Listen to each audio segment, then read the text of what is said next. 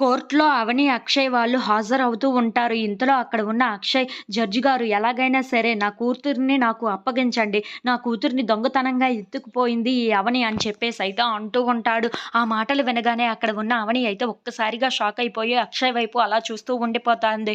ఇంతలో అక్కడ ఉన్న శ్రీకర్ అయితే అవని వైపు అతను మాట్లాడుతుంది చాలా తప్పు యువర్ ఆనర్. అది ఎలా అంటే ఒక తల్లి ఎప్పుడైనా తన బిడ్డని దొంగతనం చేయాలనుకుంటుందా? తన ప్రేమను పంచాలనుకుంటుందే తప్ప గాని తనని ఎప్పుడైనా ఎత్తుకుపోవాలని చూస్తుందా? తన కడుపున పుట్టిన కూతుర్ని ఎలా ఎత్తుకుపోవాలనుకుంటుంది? తన ప్రేమని ఎలాగైనా తనకే పంచాలి అనుకుంటుందే తప్ప ఇతను తప్పుగా మాట్లాడుతున్నారు యువనార అని చెప్పేసైతే అంటూ ఉంటాడు. ఆ మాటలు వినగానే అక్కడ ఉన్న అక్షయ్ అయితే ఒక్కసారిగా షాక్ అయిపోయి శ్రీకర్ వైపు అలా చూస్తూ ఉండిపోతాడు. ఇంతలో అక్కడ ఉన్న శ్రీకర్ మాత్రం అవును అమ్మ ప్రేమను పంచాలనుకుంటుందే తప్ప ఎప్పుడైనా తన ఒంట్లో ద్వేషాన్ని గాని ఏమైనా పంచాలనుకుంటుందా ఏంటా? ఇప్పటికీ తన బిడ్డకి తన దగ్గరే ఉండాలి అనుకుంటుంది.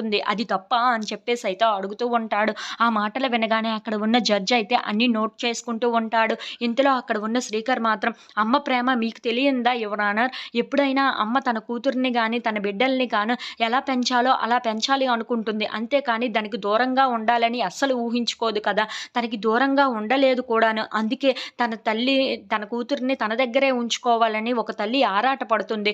దానికి మీరే ఏదో ఒక సమాధానం చెప్పాలి అని చెప్పేసైతే అంటూ ఉంటాడు. ఆ మాటలు వినగానే అక్కడ ఉన్న అక్షయ్ అయితే ఒక్కసారిగా షాక్ అయిపోయి శ్రీకర్ వైపు అలా చూస్తూ ఉండిపోతాడు. ఇంతలో అక్కడ ఉన్న అవని మాత్రం తన బిడ్డని కోసం చాలా తాపత్రయపడుతూ ఉంటుంది. ఇంతలో అక్కడ ఉన్న శ్రీకర్ మాత్రం అవును యువర్ ఆనర్ మీరే ఏదో ఒకటి ఆలోచించి తన తల్లి దగ్గరికి తన బిడ్డని పంపించండి. మీరే ఏదో ఒకటి న్యాయం జరిపిస్తారనే ఇక్కడికి వచ్చింది నా క్లయింట్ అని చెప్పేసైతే అంటూ ఉంటాడు.